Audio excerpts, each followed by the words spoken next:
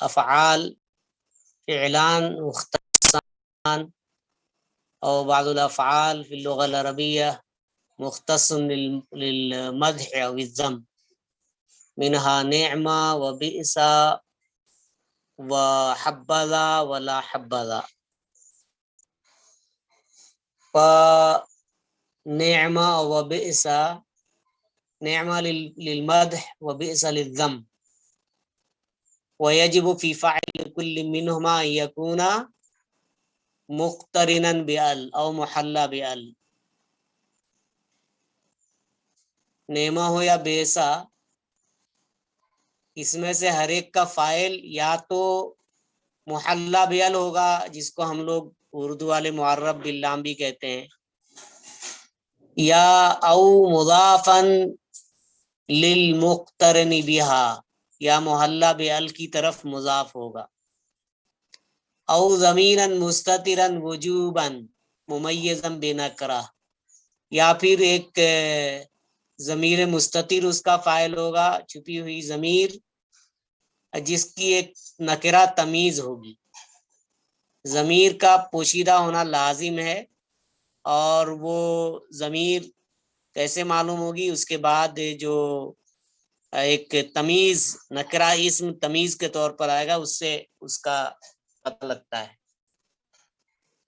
یا پھر چوتھا جو ہے فاعل وہ ما ہوگا، کلمۃ ما موصولہ۔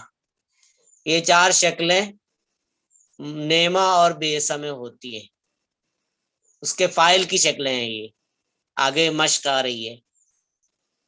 پھر اس کے بعد ایک بات یہ ہے کہ نعمہ کے بعد جو آتا ہے اس کو کہتے ہیں مخصوص بالمدح۔ بیسا کے بعد جو اسم آتا ہے جو مقصود ہوتا ہے اس کو مخصوص بالذم کہتے ہیں۔ تو اس میں یہ ہے کہ اذا تأخر المخصوص عن الفعل اعرب خبرا لمبتدأ محذوف وجوبا۔ یہ مثال دیکھیے، ہم نے پڑھا ہے، یہ میں پیچھے پلٹتا ہوں تھوڑا سا۔ نعم القائد خالد بن الولید، نعم القائد خالد بن الولید، نعمہ فعل، قائد فاعل، خالد بن الولید کو کہتے ہیں مخصوص بالمدح، مخصوص بالمدح۔ بیس الخلق الکذب، بیسا فعل، الخلق فاعل، الکذب المخصوص بالذم۔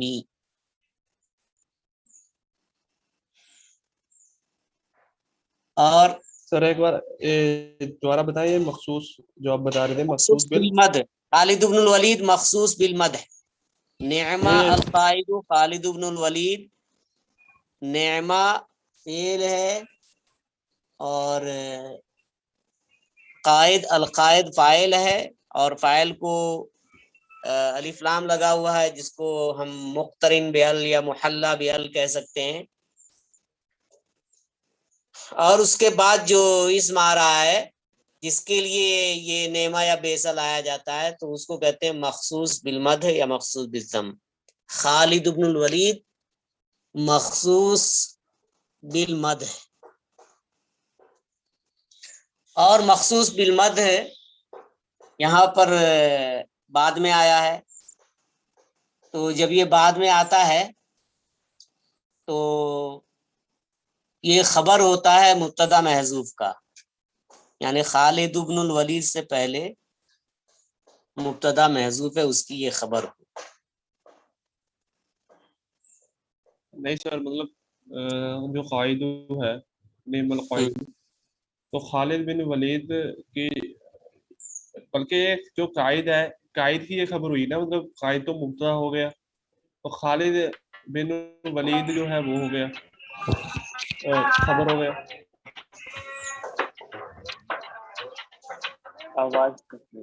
نہیں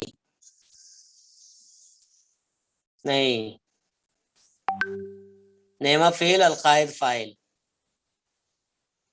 اور اس یہ خالد بن الولید جو مخصوص بالمد ہے یہ محذوف مبتدا کی خبر ہے. اگر ترتیب الٹ دیں گے کبھی الٹ بھی سکتے ہیں، یعنی خالد ابن الولید نعم القائد ایسا بھی بول سکتے ہیں. خالد ابن الولید نعم القائد ایسا جب کہیں گے تو خالد ابن الولید مبتدا ہو جائے گا اور یہ جملہ فعل فاعل یہ پورا خبر ہو جائے گا. خالد بن ولید مبتدا نعم القائد خبر. یہی تھوڑی سی باریکی ہے نا اس میں.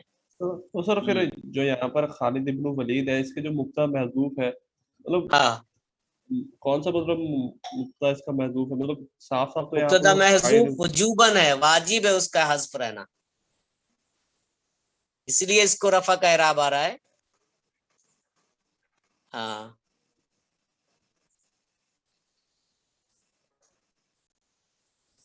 یعنی ہوا مناسب اس کے مناسبت سے کوئی ضمیر مبتدا نعم القائد ہوا تو پھر خالد جب ہم بن جملہ ولید، لیکن اس کو ظاہر نہیں کر سکتے ہیں.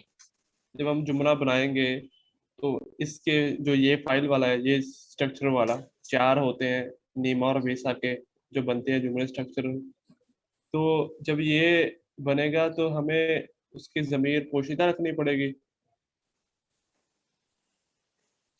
مخصوص بالمدح یا مخصوص بالضم کی جو ضمیر ہے وہ پوشیدہ ہونا، مبتدا کا پوشیدہ ہونا واجب ہے.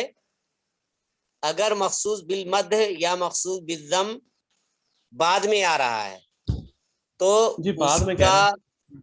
ہاں یہ بعد میں جیسے اس مثال میں ہے تو یہ محذوف مبتدا کی خبر ہوگا. المخصوص بالمد خبر لمبتدئ تو یہاں پر تو محذوف وجوبا. جو ضمیر بن رہی ہے خالد بن ولید ہوا ہی بن رہی ہے. ہاں تو جب پھر اس کی جگہ نعمہ کی جگہ اگر مؤنث آئے گا تو بھی نعمہ آئے گا یا تا آئے گا اس کا. ہاں اگر نعمت المرأۃ عائشہ تو یہ ہو جائے گا نعمت المرأۃ عائشہ، کیا بہترین عورت ہے عائشہ، تو وہاں پر ہیا محذوف سمجھا جائے گا ایسا. ٹھیک ہے جی ہاں. اور دوسری جو مثال ہے نعمہ بیسم ہے اس میں فاعل مصدر الخص یہ مضاف الی المعرفہ مضاف الی محلہ بعل ہے. تیسری مثال میں نعم وطن مصر وطن تمیز ہے اور اس کا فاعل وہ ضمیر محذوف ہے، ضمیر مستتر وجوباً. نعمہ کا فاعل وہاں پر ایک ضمیر ہے جو چھپی ہوئی ہے اور اس کا ادراک ہم اس تمیز سے کر سکتے ہیں جو بعد میں آ رہا ہے. تمیز وطنن یہ منصوب ہے تمیز ہونے کی وجہ سے. نعمہ اچھا ہے، کیا ہی اچھا ہے، کیا چیز ہے بھائی، اس کے اندر خود ایک طرح کا ابہام ہے. تمیز کا کام ہوتا ہے ابہام کو دور کرنا، جو چیز کلیئر نہیں ہے اس کو کلیئر کرنا، اس کو کہتے ہیں تمیز. تو بہت سے اعداد میں بھی ابہام ہوتا ہے، جیسے احد عشرہ اگر کہیں گے تو اس میں ابہام ہوتا ہے، تو احد عشرہ کوکبن وہ تمیز ہو گئی. تو بہرحال یہ نعمہ کا فاعل ایک ضمیر مستتر ہے، اس کے بعد یہ وطنن تمیز ہے. پھر اس کے بعد چوتھی شکل ہے نعمہ ما تسعی الیہ ما موصولہ، یہ نعمہ کا فاعل ہے. تو یہ 4 شکلیں اس کے فاعل کی ہوتی ہیں نعمہ کی یا بیسا کی. بیس الخلقو اس میں بھی وہی ہے، محلہ بعل مضاف الی المحلہ بعل اور ضمیر مستتر وجوباً یاتی بعدہ تمیز یا ما موصولہ. اور اس کے بعد حبذا جو مصر ہے تو حبذا میں کہاں ہے فاعل؟ حبذا جو ذا ہے نا استاد ذا وہی فاعل ہے اس کا. ذا نعم صحیح. استاد احسن. ذا و ذالکہ کا مخفف ہے. ایک منٹ ذا ایک منٹ پیما اسم و اشارہ ایک منٹ فاعل، ایک منٹ یہ سر اس ایک میں منٹ سر اشارہ ہے، یہی اب فاعل ہے. حبذا میں جو آپ حبذا لا حبذا، ہاں یہ حبذا ذا ہے میں نا اس کا فاعل. نہیں، حبذا میں سر کون سا فاعل ہے سمجھ نہیں آیا، آپ ذرا دوبارہ سمجھائیں گے؟ ذا اسم اشارہ، ذا یعنی ذالکا، ذا اسم اشارہ ہے، یہی اس کا فاعل ہے. تو کیا حبذا حبذا لا حبذا میں ذا فاعل ہے، جو ذا ہے اسم اشارہ فاعل. جو سر ذا ہے، ذا ہم کسی کے ساتھ بھی ایسے استعمال کر سکتے ہیں؟ ہاں جو ذا ہے ذا حبذا، یہاں پر جو آپ کہہ رہے ہیں کہ یہ اس پہ فاعل ہے تو ضمیر ہے، تو مطلب تو یہاں پر ہم حبا ذا کو اکیلے ذا کو کسی بھی اسم سے کر سکتے نہیں کر سکتے، نہیں کر سکتے، ایسا استعمال نہیں ہے، اکیلے استعمال نہیں ہے. وہ اس کا جو مخفف ہے وہ کسی وجہ سے کسی کے ساتھ آنے میں کچھ خاص شکلوں میں ایسا ہو جاتا ہے، اکیلے یوز نہیں کر سکتے ایسا، میں جہاں تک سمجھتا ہوں. تو حبذا جب وہ مصر کا ترجمہ کیا کریں گے؟ ہاں اس کا ترجمہ کیا ہوگا پھر؟ وہ ترجمہ تقریباً وہی ہوگا جو نیما اور بیسا کا ہے، ٹھیک ہے، نیما اور بیسہی کی طرح سے یہ بھی ہے. حبذا جو مصر، کتنا اچھا ہے مصر کا جو، بہت اچھا ہے، اسی طرح ترجمہ کرنا ہوگا. کبھی کبھی کیا ہوتا ہے ترجمہ ہو نہیں ہو پاتا ایک زبان کا دوسری زبان میں، بس یہ دیکھنا ہے کہ جو مفہوم اس میں ہے ہماری زبان میں کیا استعمال ہے، اس موقع پر ہم اس کو کر لیں گے، تو لفظی ترجمہ پورا نہیں ہوگا.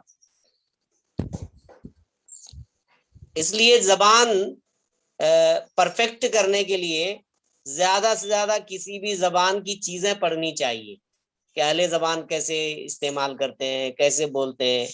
اسپوکن لینگویج میں جو ناول اور ڈرامے میں وغیرہ وغیرہ میں جو زبانیں ہوتی ہیں وہ عام بول چال کی زبان ہوتی ہے، یہ سب چیزیں جو ہے نا اس میں گھسنے سے زیادہ آدمی کو معلوم ہوتا ہے. چلیے بس کافی ہے، آگے بڑھتے ہیں. یہ قواعد پڑھ چکے تھے، یہ قواعد حمزہ سلیم قواعد ایک بار پڑھ ڈالو تو، نئے بچے بھی ہیں کچھ، وہ ایک بندہ جو بہک گیا تھا وہ پھر سے آیا ہے. سر سب سے پہلے اس کی فائل کی 4 شکلیں ہوتی ہیں. ایک تو جو پہلی شکل ہوتی ہے اس میں جو بنے گا وہ الف لام کے ساتھ وہ بنے گا فائل، یعنی کہ بہت اچھا بہت اچھا. اس کے بعد دوسرا جو ہوگا اس میں مضاف مثال بھی بولتے جاؤ ساتھ میں تب اور بھی اچھا ہوگا. یہیں پر سر جو مثالیں دی ہے، نعم القائد خالد بن ولید، تو یہاں پر جو الف لام لگا ہے اس کے ساتھ فائل کے ساتھ تو ایسے ہی لگے گا. دوسری جو مثال ہے اس میں مضاف الیہ ہوگا فائل جو بنے گا، اور پر جو مضاف الیہ ہوگا اس پہ الف لام لگا ہونا ضروری ہے. جیسے مصدر الخزب، بئس جلیس السوء. جی ٹھیک ہے. اور اس کے بعد جو تیسرا میں جو ہوگا وہ ایک ضمیر پوشیدہ ہوگی، اور اس کی کیا اس کو واجباً اس کا پوشیدہ ہونا واجب ہے، اس کا پوشیدہ ہونا واجب ہے، اور اس کی جگہ اس کو واضح کرنے کے لیے ایک تمیز آئے گی، نعم وطن مصر. اور چوتھے جو ہے وہ اس میں کیا ہوگا، نیما کے بعد اس میں جو ہم موصولہ استعمال کرتے ہیں ما، جو کے ترجمہ میں ہوگا وہ پھر چوتھے کا اس طرح، مطلب یہ 4 چیزیں ہیں جس طرح اس کو اسٹرکچرل بنایا جاتا ہے، استعمال ہوتا ہے. بس یہی ہے. صحیح. اور حبذا لا حبذا میں فاعل کہاں ہے؟ حبذا میں جو فاعل ہوگا وہ حبذا جو ذا لگا ہوا ہے پیچھے ذا، اس میں اشارہ اس میں اشارہ وہ فاعل ہوگا. ٹھیک ہے. لا حبذا میں بھی ایسا ہی ہے. ٹھیک ہے. یہ القواعد پڑھ دیجئے تو عربی میں. استاد ایک سوال ہے، جیسا ما موصولہ استعمال ہوتا ہے ویسا من موصولہ بھی استعمال ہوتا ہے کیا؟ من نہیں ٹھیک، من ہوتا ہے لیکن یہاں نہیں، اس میں نہیں. جی جی نیامہ کے بعد. من موصولہ ہوتا ہے لیکن یہاں نہیں ہے. من استفامیہ بھی ہوتا ہے، من موصولہ بھی ہوتا ہے. ہاں نیامہ کے بعد من موصولہ. لیکن یہاں نہیں، اس میں نہیں آئے گا. جی مد اور ضم میں صرف ماں آتا ہے بس. ٹھیک ہے. القواعد کون پڑھیں گے؟ حسن پڑھو.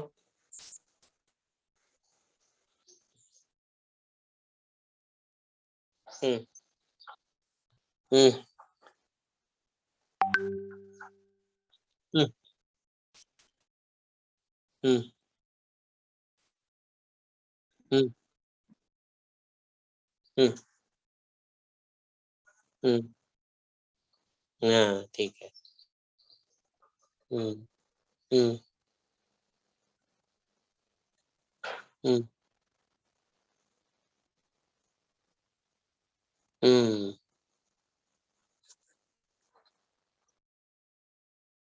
ہوں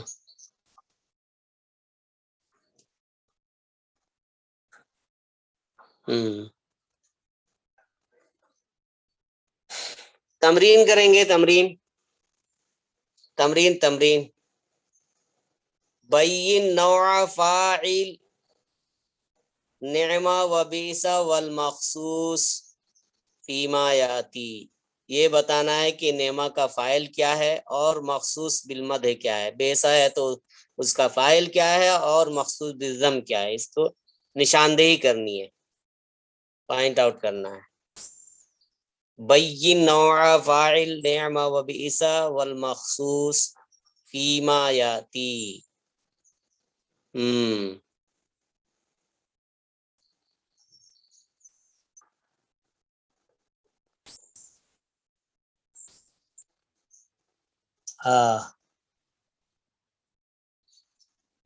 نعم الفاتح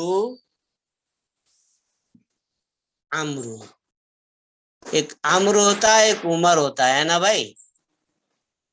بے شک نعم ہے جی. استاد نعم نعم. ہاں وہ عمر فرق پہ واو کرنے لگتا کے ہے. لیے دونوں عربی دونوں نام ہوتے ہیں اور دونوں میں فرق کرنے کے لیے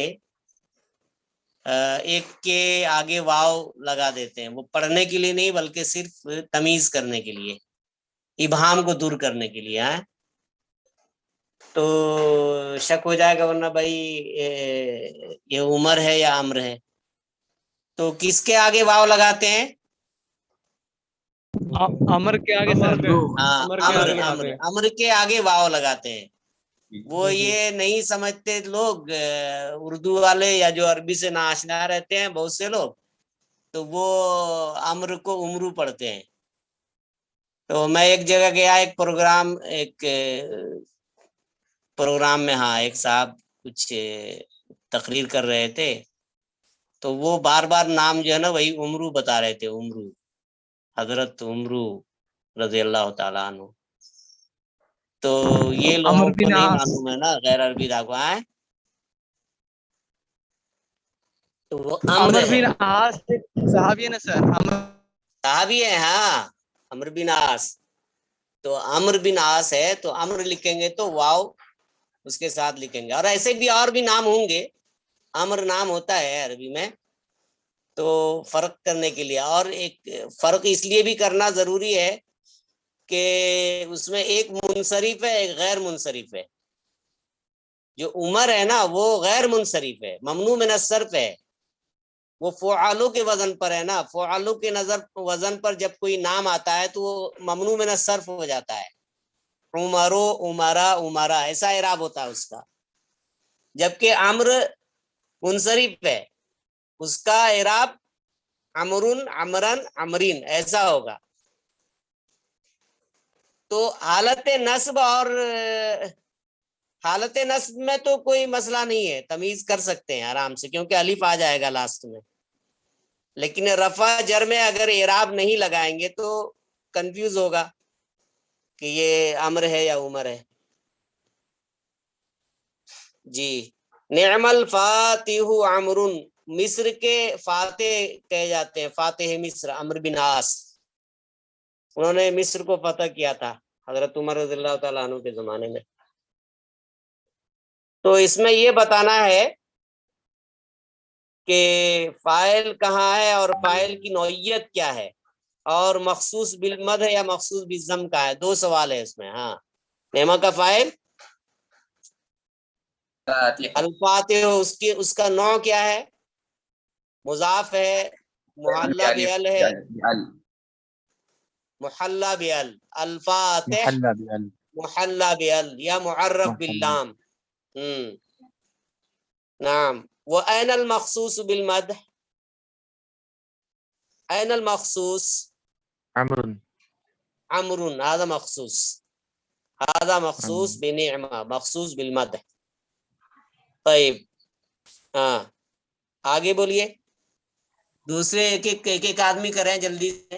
نعم استاذ. عبد نعمت المجید، نعم عبد المتین. ام المؤمنین نعم استاذ. عائشہ.